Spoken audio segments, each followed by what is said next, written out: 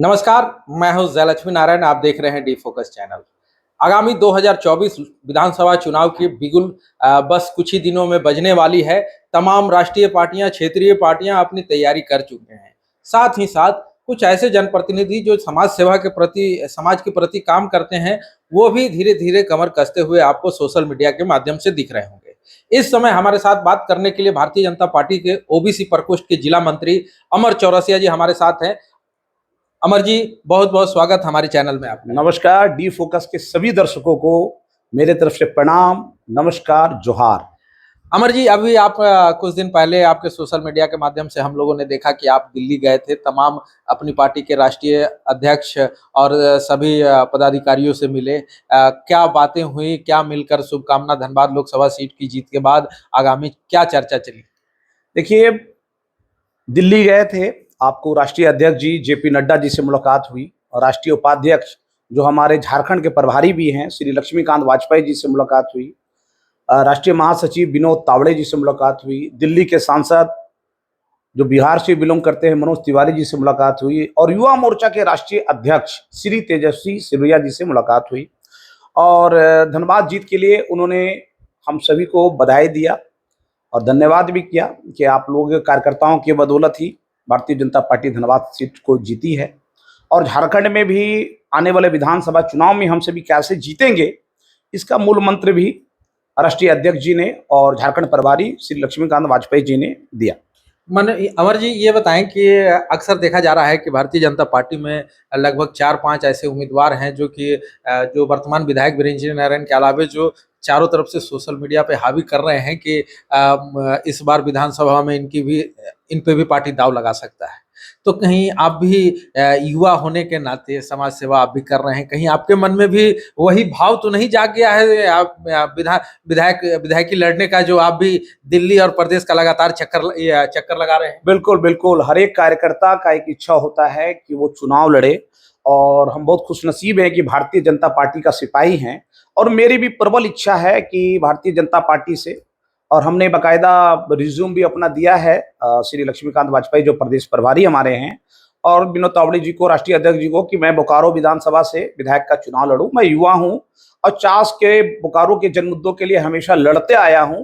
और जहां तक मुझे लगता है कि जो चास की मूलभूत समस्या है, जो पिछले 50 साल पहले भी जो थी, जो आज भी बरकरार है, सुबह 4 बजे से लेकर रात 12 बजे तक आप धर्मशाला मोड़, महावीर चौक से लेकर पूरा पुराना बाजार, तारानगर, सभी जगह आप स्थिति को देख सकते हैं।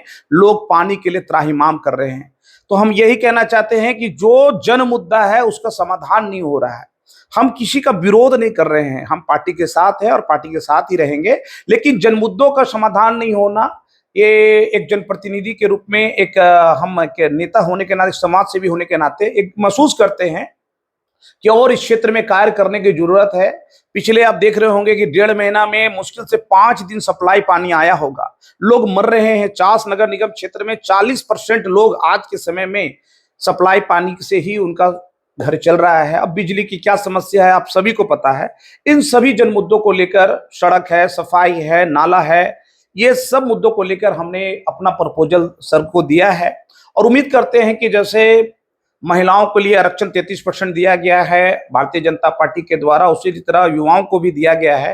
तो हम एक युवा हैं और समाज में हमेशा कार्यरत रहते हैं और सभी के दुख सुखों में खड़ा रहते हैं और ये विश्वास दिलाते हैं कि अगर हम जैसे लोग जीत कर आते हैं तो जो परेशानियां हैं, जो पानी की, जो सबसे ज्यादा पानी का जो समस्या है, हम लोगों को रोते देखे हैं पानी के लिए इसी चास में, लेकिन कई लोग जो है उनको तकलीफ नहीं समझ में आता। तो हम कुछ किन्हीं का विरोध नहीं कर रहे हैं, लेकिन जो दर्द है उस दर्द को महसूस हमने किया है। इसी चास में जन्म हुई मेरी और जहां से बिलोंग करते हैं, दर्द को हमने देखा है और इस दर्द को निश्चित रूप से ठीक करने का काम करेंगे। ये आपको विश्वास दिलाते, मेरा शरीर का कण कण और क्षण क्षण जनता को समर्पित है और आगे भी समर्पित रहेगा। आप सभी को पता है कि मैं पहले व्यापारी था और अभी मैं पिछले 7 सालों से जन सेवक हूं और हमेशा हर कोरोना काल से लेकर हर क्षेत्र में मैं काम कर रहा हूं। अमर जी, पार्टी को विश्वास दिलाया हूं कि आप मुझे टिकट दीजिए, मैं आपको बोकारो विधानसभा का सीट जीत कर दूंगा। अमर जी, ये बताएं कि 15 सालों से लगभग आपके सांसद यहाँ हैं। इस बार भी आपके ढुल्लू महतो जीत गए, अच्छे वोटों से जीते। 2 बार से आपके लगातार यहाँ विधायक वीरेंद्र नारायण है पार्टी के। क्या लगता है उस दुख को, उस दर्द को ये दोनों लोग नहीं समझ पाए कि जो चास की जो इतनी बड़ी आबादी है जो बिजली पानी की समस्या से ग्रस्त है, आप ही लोग उनके लिए वोट मांगते हैं, लोकसभा हो विधानसभा हो, फिर कैसे लोग विश्वास करेंगे कि आपको वोट दिया जाए, आप भी जीतने के बाद वही करेंगे? क्या लगता है आपके जो दोनों जनप्रतिनिधि हैं वो सही रूप से काम नहीं कर रहे हैं, जिसका खामियाजा जनता को भुगतना पड़ा? देखिए, दोनों जनप्रतिनिधि बहुत अच्छा कार्य कर रहे हैं, इसमें कहीं कोई दो मत नहीं है, लेकिन एक डायरेक्ट जनता से रूबरू नहीं होना, जो बीच में जो कुछ लोग हैं जो योजनाओं को अपने स्तर से अपने क्षेत्रों में ले जाने का कार्य करते हैं, जहां पे परेशानी है वहां पे ना करके वो वैसे जगह पे ले जाते हैं जहां उनका अपना लगाव होता है। ये नहीं होना चाहिए। जहां पे दुख है, जहां पे दर्द है, जहां पे परेशानी है, अब चोट लगा हमें सर पे और हम पैर का इलाज कराएंगे तो ये उचित नहीं है। यही हो रहा है कि जो जनप्रतिनिधि हैं वो तो अपना फंड दे रहे हैं, अपना कार्य दे रहे हैं, लेकिन यहाँ क्या है ना कि लोग चेहरा देखकर कार्य कर रहे हैं, जो गलत है। और हम लोग आएंगे तो चेहरा देखकर नहीं, जरूरत के हिसाब से जहां पे जो जरूरत होगी वो कार्य करने का आप सभी को विश्वास दिलाते हैं। क्या लगता है फिर भी विधायक आपके 10 साल से हैं, वो इन समस्याओं को नहीं देख पाए या कराने में विफल हैं, तभी तो आप लोगों को आगे आना पड़ रहा है? देखिए, विधायक जी जो हमारे बिरंची नारायण जी हैं, उनको बहुत बड़ा ओहदा भारतीय जनता पार्टी ने दे दिया। तो लेकिन क्या है कि झारखंड मुक्ति मोर्चा और आरजेडी और कांग्रेस की जो सरकार है, हमारे जनप्रतिनिधियों को कार्य करने नहीं दे रही है। और इसीलिए इस बार हम सभी युवाओं ने, महिलाओं ने और सभी वर्ग के सर्व समाज के लोगों ने इस बार ठान लिया है कि ये झारखंड मुक्ति मोर्चा और कांग्रेस की सरकार को उखाड़ फेंकने का कार्य करेंगे, तभी जनता का कार्य ज्यादा से ज्यादा अच्छे रूप से सुचारू ढंग से होगा। इसीलिए हम गए थे कि युवाओं को मौका दीजिए और निश्चित रूप से जीत कराएंगे तो पार्टी के लिए और जनता के हर एक जन मुद्दों पर कार्य करने का काम करेंगे साथियों। तो आपने सुना, ये थे अमर चौरसिया जी, जिन्होंने दिल्ली जाकर अपनी बातों को अपने सभी पार्टी के वरिष्ठ नेताओं से कर दिया है, संपर्क किया है कि अगर पार्टी मुझे मौका देती है तो मैं भी चुनाव लड़कर पार्टी के झोली में यह सीट देने का काम करूंगा। और इन्होंने जो समस्याएं बताई कि चास में जो समस्याएं हैं, इन सभी मुद्दों पर विशेष रूप से कार्य करेंगे। और आगे अब देखा जाएगा, लगभग 20 से 25 दिनों के बाद आचार संहिता लगने जा रही है। उसके बाद पार्टी किसे टिकट देती है। अगर टिकट अमर चौरसिया जी को नहीं मिलता है तो अमर जी क्या निर्दलीय फाइट करेंगे या फिर पार्टी में रह के रहेंगे? देखिए, हम लोग भारतीय जनता पार्टी के पक्का सिपाही हैं, पक्का कार्यकर्ता हैं और निश्चित रूप से ये कहना चाहते हैं कि भारतीय जनता पार्टी दुनिया की सबसे बड़ी पार्टी इसीलिए बनी है ना। अभी आप लोगों ने देखा होगा कि जो मध्य प्रदेश में जो सबसे पीछे बैठे हुए थे डॉक्टर मोहन यादव, उनको बुलाकर मुख्यमंत्री बनाया गया। पहली बार चुनाव जीते राजस्थान से भजन लाल शर्मा जी, उनको 1 घंटा तक पहले पता नहीं था कि वो मुख्यमंत्री बन सकते हैं। वो गए थे अकेले और बाहर आए तो जो स्कॉट के साथ आए, आप सभी ने देखा है, विष्णु सोय जी जो अभी मुख्यमंत्री छत्तीसगढ़ के बने हैं।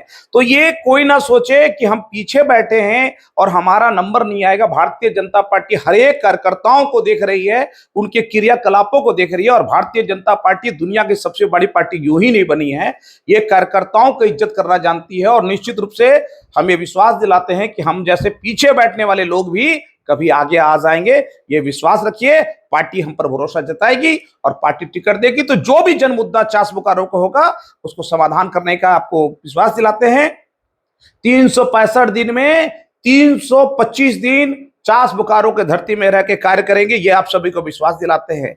ये नहीं कि हमारे जनप्रतिनिधि करेंगे, ये करेंगे, वो करेंगे। मैं खुद जनता के से डायरेक्ट हर एक जन समस्याओं को लेकर मिलूंगा और उस समस्याओं का समाधान करूंगा, ये आप सभी को विश्वास दिलाते हैं। तो आपने सुना, देखिए युवा नेता हैं, युवा की तरह बात करते हैं, जोश है और जनता के प्रति काम करने का जो जोश है वो भी इनके बातों से आपको दिख रहा होगा। खैर, ये भारतीय जनता पार्टी है, कार्यकर्ताओं को विश्वास है कि जिस प्रकार से मध्य प्रदेश, छत्तीसगढ़ और राजस्थान में हुआ, कहीं इस बार बोकारो में भी वही तुक्का खेला ना जाए। हो सकता है टिकट परिवर्तन किया जाए, नए लोगों को मौका दिया जाए, पुराने लोग जो है उनको संगठन में भी मौका दिया जा सकता है। खैर, हम लोग तो, हमारी शुभकामना आपके साथ है और हम लोग चाहेंगे कि पार्टी जो भी करे, जो भी होना होगा वो बस जैसे ही आचार संहिता लगेगी उसके बाद वो तय हो जाएगा कि पार्टी किसे चुनाव लड़ाने जा रही है और किस पे भरोसा जताती है।